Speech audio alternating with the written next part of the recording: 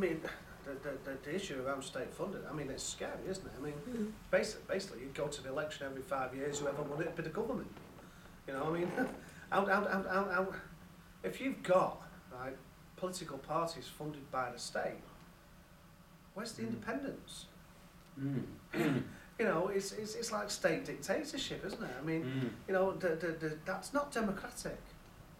You know, it's anti-democratic. You know, it would be the most ridiculous state of affairs for Great Britain to have state-funded political parties. It'd be a scary situation. You know, I mean, how would that be independent from the civil service? I mean, because they're paid by the state, the party's funded by the state, the policies that they would be standing on, I mean, if they wanted a particular party to win, it wouldn't matter, would it? You know, because if these are the policies that all the politicians agreed should be it, and state funding was there,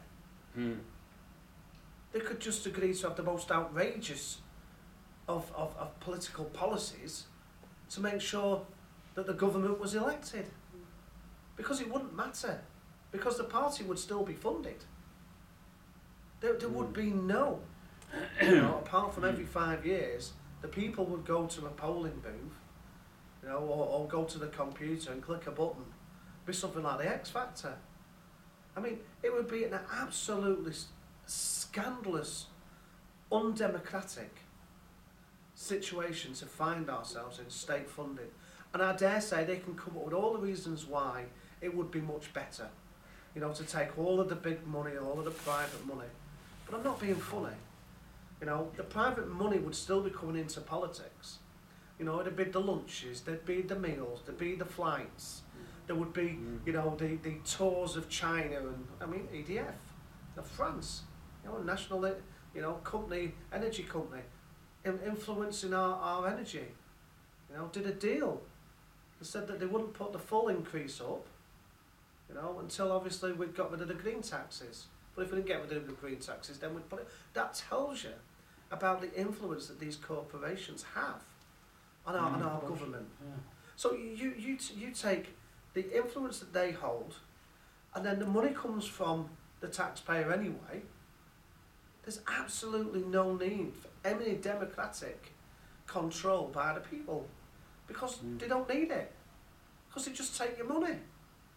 I mean, how would you tell the difference between the Labour Party, the Liberal Party and the Tory Party? I mean, why would they have to change the policies? And when you say that you don't like them, well, they don't have to listen to you, or they can say, well, you can talk to that party over there, and then we'll give that party a bit of a bunk, so it makes it appear that you've got a bit of democracy. When the reality is, you haven't. Claim that it's going to take all the big money out of politics, which it isn't. You know, because they would never. Digby Jones was not elected, but yet he made decisions about, you know, employment issues in the last Labour government. You know, look at all those people that have just gone to China. Yeah. You know, I mean, they're just business people. You know, making and playing a role in the development of our future. Yeah.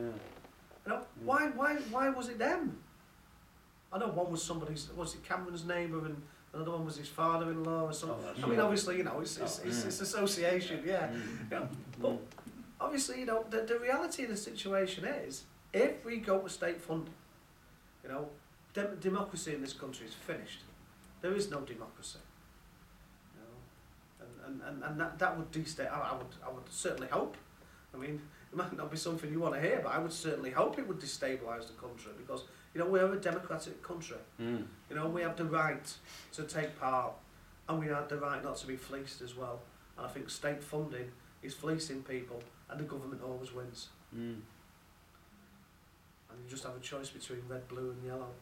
Such a betrayal. I mean, and that's basically the politics we came from, isn't it? I mean, you know, the politics we came from was that. I mean, you know, it's big business versus big business. Yeah. I mean, you know, I mean, No representation. there was a study done, and they actually traced the money back, and the money actually goes to 15 families. You know, influencing the whole world. You know, 15 families, and Lord Rothermere was one of them. You know, but 15 families, and if you actually trace back through history, you know, it's always been round about the same 15 families involved. You know, which is incredible.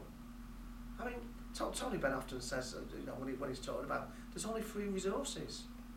You know, there's what's under the ground, there's what's on the ground, and the people. Yeah. Who gave the right to these 15 families to control it? You know, and that's true. You know, the wealth of the world is controlled by these people only because we allow them to have that control. You know, and you know, the idea of democracy is that we get some sort of opportunity to wield influence over it.